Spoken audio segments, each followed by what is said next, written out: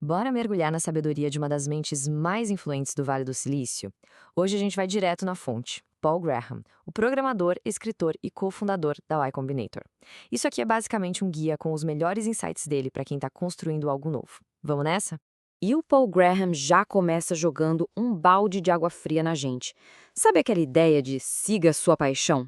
Então, a verdade é que raramente é um caminho tão simples. E reconhecer que a coisa é complexa é o primeiro passo para entender os conselhos dele, que pode apostar, não são nada simplistas. Então, qual vai ser o nosso roteiro? Primeiro, a gente vai redefinir o que é trabalho. Depois, vamos ver o que faz um fundador ser um bom fundador. Em seguida, algumas táticas para sobreviver no início, que é uma verdadeira prova de fogo. Aí vamos falar do caminho meio doido para o crescimento. E, por fim, a realidade nua e crua da vida numa startup. Ok, primeiro ponto, vamos desafiar aquela ideia de que trabalho tem que ser sofrido. O Graham convida a gente a mudar completamente essa perspectiva.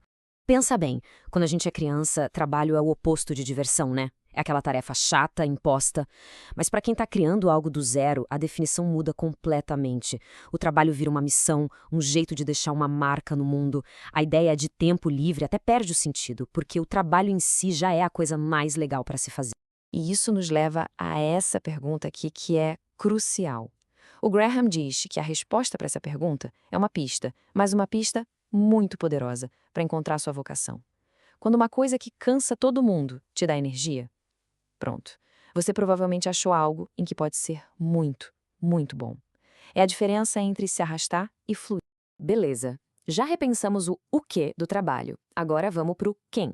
Quais são as características que realmente importam para ter sucesso? E um spoiler, não é só ser inteligente.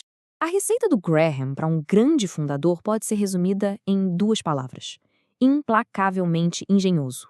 O interessante aqui é que isso não tem a ver com força bruta, sabe? É sobre ser flexível. É sobre ter uma criatividade que se adapta, que desvia dos obstáculos e encontra caminhos que ninguém viu antes para resolver problemas novos. E essa capacidade de se virar é movida pela determinação. Mas determinação para o Graham não é só uma palavra. Ela tem três partes que se encaixam. A primeira é a obstinação, aquele desejo bruto de conseguir alguma coisa. A segunda é a disciplina, a capacidade de pegar pesado consigo mesmo para manter o foco. E a terceira é a ambição, que aponta toda essa energia para um objetivo gigante. Juntas, essas três coisas são o motor de um fundador. E olha, esse slide aqui mostra um dos pontos mais importantes do Graham. Ser inteligente ajuda, claro, mas não decide o jogo. Tem muita gente brilhante por aí que nunca realiza nada. Já a determinação, essa é o verdadeiro motor do sucesso. E depois de um tempo de tanta persistência, as pessoas começam a achar que é talento. Agora, vamos para a parte prática, a sobrevivência. Os primeiros estágios de uma startup são, acima de qualquer coisa, um teste de resistência. É sobre como não morrer no caminho. O que mata a maioria das startups não é um concorrente gigante ou uma crise no mercado. É uma coisa muito mais silenciosa, que vem de dentro, a desmoralização. É aquele esgotamento lento da energia, da esperança, que faz os fundadores jogarem a toalha, muitas vezes quando o sucesso estava logo ali na frente. E os números são bem sérios. O Graham estima que quase metade das startups que passam pela Y Combinator pode acabar morrendo.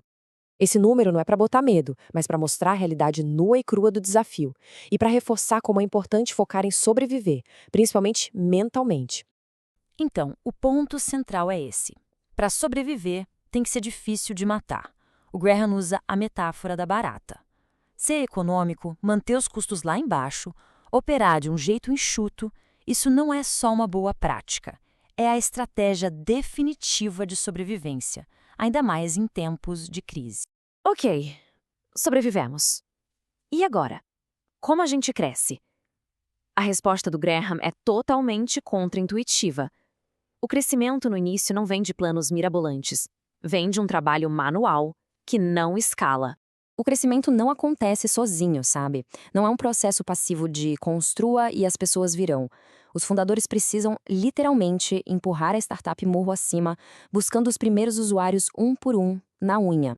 O exemplo perfeito disso é a instalação Collison, que tem esse nome por causa dos fundadores da Stripe. Em vez de só mandar um link por e-mail, eles iam lá, pegavam o notebook da pessoa e instalavam o produto na hora.